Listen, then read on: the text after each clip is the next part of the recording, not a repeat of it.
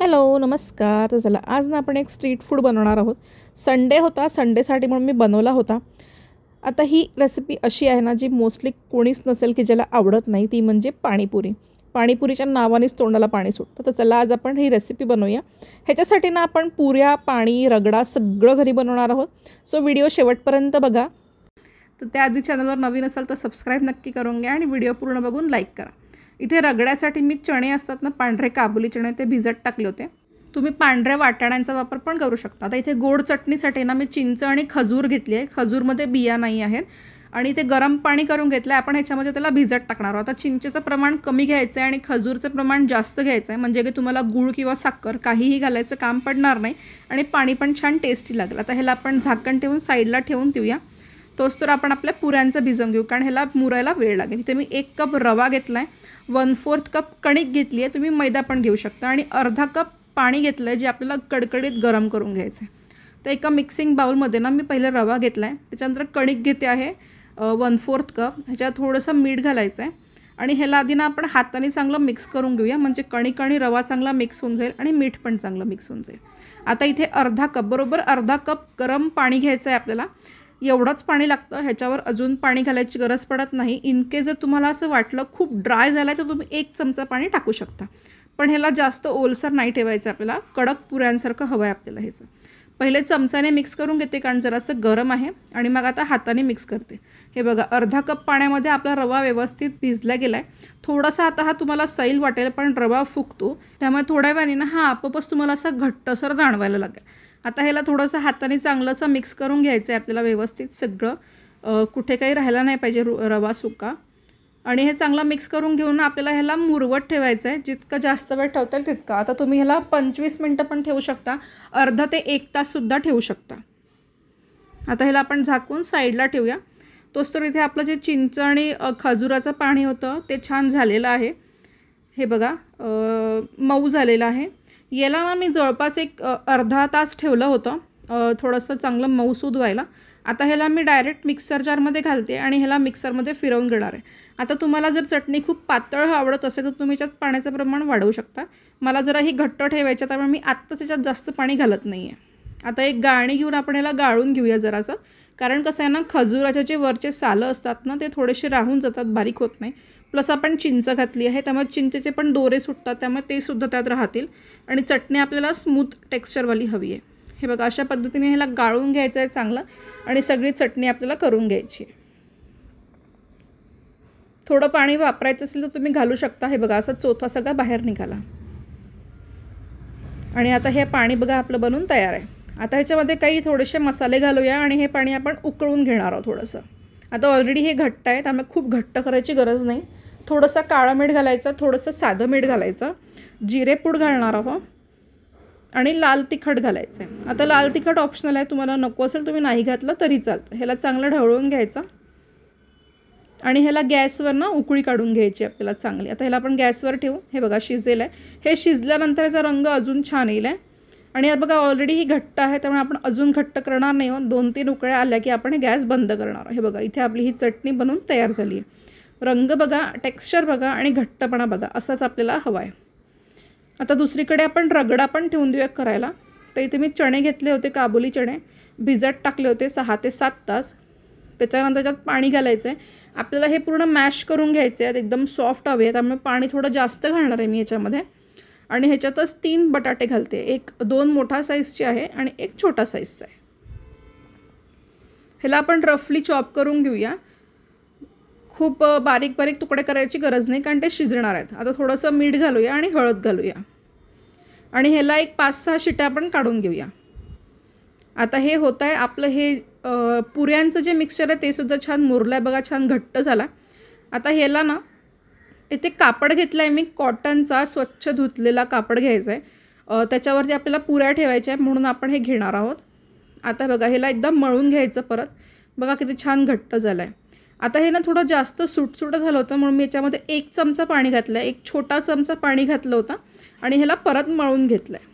आता ह्याचे 2 भाग करायचे आपल्याला आणि ह्याचे एकदम छोटे छोटेसे बॉल काढून घ्यायचे. आता पुरीचा आकार तुम्हाला जसा आवडेल तुम्ही करू शकता. तुम्हाला जर मोठा आवडत असेल तुम्ही मोठा करू शकता, छोटा हवा असेल तर छोटा करू शकता. आता मी दोन्ही साईजमध्ये केले आहे, छोटे केले आहे मुलांसाठी आणि मोठे केले आहे आमच्यासाठी. आता हे असा गोळा घ्यायचा आणि ह्याला जितकं पातळ लाटता येईल पातळ लाटून घ्यायचं. पुऱ्यांपेक्षाही पातळ, जे आपण नॉर्मली ज्या पोळ्या करतो ना आपल्या चपात्या त्याच्यापेक्षाही पातळ करायचं आहे.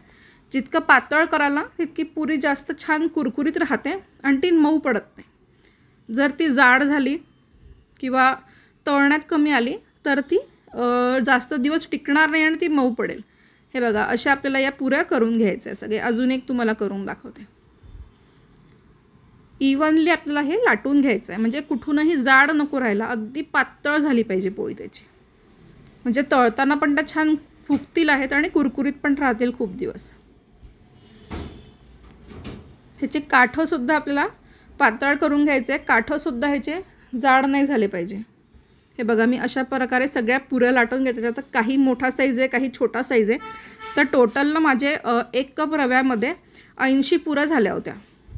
आता तेल चांगलं कडकडीत तापलं, त्याच्यानंतर पुरी टाकायची. पुरीला असं तेल वरून घालायचं आणि ती फुगली की मग दुसरी पुरी घालायची. जोस्तोर पहिली टाकलेली पुरी फुगत नाही लगेच दुसरी पुरी घालायची नाही आपल्याला. हे बघा ही अशी टम्म फुगून वर आली की मग आता आपली तिसरी पुरी टाकूया आपण. आणि याच्यावर असं चमच्याने झाऱ्याने असं तेल टाकत तिला फुगवायचं. हे बघा आता ही पण फुगली. आता परत आपण चौथी. आता तुमच्या कढईत जेवढ्या मावतील तेवढ्याच घालायच्या आहेत, जास्तीच्या घालू नका, नाही तर त्या ओव्हरलॅप झाल्या तर फुगणार नाहीत. हे बघा कशा छान टाकल्या टम्म फुगल्यात. अशा छान फुगल्या पाहिजे आणि घाई करायची नाही आपल्याला काढताना. ह्याला पांढऱ्या रंगावर काढायचं नाही, थोडंसं छान लालसर भाजल्या गेली की तिला काढायचं बाहेर, नाही तर ती कुरकुरीत होणार नाही, लगेच मऊ पडण्याची भीती असते. हे बघा अशा पद्धतीने हे आपल्याला तळून घ्यायचं आहे. आलटून पलटून चांगलं तळायचं आहे. फुल फ्लेम आणि मीडियम लोच्या मध्ये असं करत ह्याला तळायचं आहे. हे बघा या रंगावर आले ना की काढायचं ह्यांना बाहेर, म्हणजे या पुऱ्या छान कडक कुरकुरीत राहतात पुष्कळ वेळ.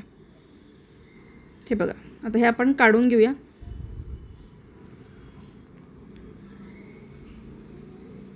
आणि आपल्या पुऱ्या इतक्या छान कुरकुरीत झाल्या होत्या. 3 दिवस तरी ह्या छान राहिल्या.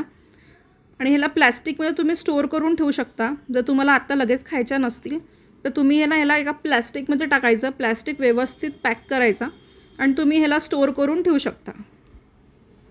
हे बघा पहिली फुगली मग दुसरी, दुसरी फुगली की तिसरी आणि तिसरी फुगली की मग पुढची चौथी घालायची. हे बघा अशा छान किती छान टम्म फुगल्यात बघा आपल्या सगळ्या. आता होऊ शकतं 1-2 फुगणार नाही, तर ते तुम्ही चाटमध्ये कसंही बनवून खाऊ शकता. हे बघा तुम्हाला याचा कुरकुरीतपणा दाखवते. बघा किती छान झाली आहे कुरकुरीत आपली पुरी, एकदम क्रिस्पी आणि एकदम कुरकुरीत जशी मार्केटमध्ये होते तशीच झालेली आहे. आणि ही अशीच राहते पुष्कळ दिवस, त्यामुळे तुम्ही हिला स्टोअर पण करून ठेवू शकता. आता आपल्या पुऱ्या झाल्या, सगळं झालं. आता आपण आपली हिरवी चटणी बनवून घेऊया. त्याच्यासाठी सगळ्यात पहिले इथे मी आलं घेतलं आहे. आलं रफली चॉप करून टाकायचं. त्याच्यानंतर हिरव्या मिरच्या घेतल्या. आता या हिरव्या मिरच्या जास्त तिखट नाही आहेत म्हणून मी 4 घेतल्या आहे. तुम्हाला जर जास्त तिखट पाणी आवडत नसेल तर तुम्ही मिरचीची क्वांटिटी कमी करू शकता. थोडंसं जिरं घालायचं आहे. आता घालायचं आहे भरपूर असा पुदिना आणि कोथिंबीर. आता जवळपास मी ते 1 मूठ पुदिना आणि 1 मूठ कोथिंबीर घेतलेली आहे. ह्याला पहिले थोडंसं पाणी घालून वाटून घ्यायचं आणि मग थोडं पाणी टाकून ह्याची चांगली पेस्ट करून घ्यायची. आता हे चोथा जो आहे ना हा तोंडात येतो खाताना, मग ते कधी चांगलं लागत नाही, म्हणून मग मी हे गाळून घेत असते पाणी. आता हे 2 ते 3 वेळा मी पाणी टाकून चांगलं गाळून घेतलं जो चोथा होता तो. त्याच्यानंतर त्याच्यात पाणी घातलं आहे 1 ते 1.5 लिटर चांगलं. तुम्हाला जेवढं पाणी हवं आहे तुम्ही त्या क्वांटिटी त्याला वाढवू शकता. थोडंसं काळं मीठ, थोडं साधं मीठ घालायचं आहे. 1 लिंबू घालते आहे मी छोटा साईजचा. यात तुम्ही रेडीमेड पाणीपुरी मसाला पण वापरू शकता. हा 1 छोटा चमचा मी जलजिरा वापरला आहे. 1 पॅकेट मी तो जलजिराचा छोटा ते पूर्ण घालायचं आहे याच्यामध्ये. थोडासा चाट मसाला घातला आहे. आता ह्याला मिक्स करून घ्यायचं आहे. आणि 1 पॅकेट मी याच्यामध्ये छोटावाला पाणीपुरी मसाला पण घातला आहे. आता हे पाणी जे होतं ना ते थंड करायला फ्रीजमध्ये ठेवायचं, कारण ते थंडच छान लागतं. इथे आपला रगडा आहे, ह्याला चांगलं मॅश करून घ्यायचं.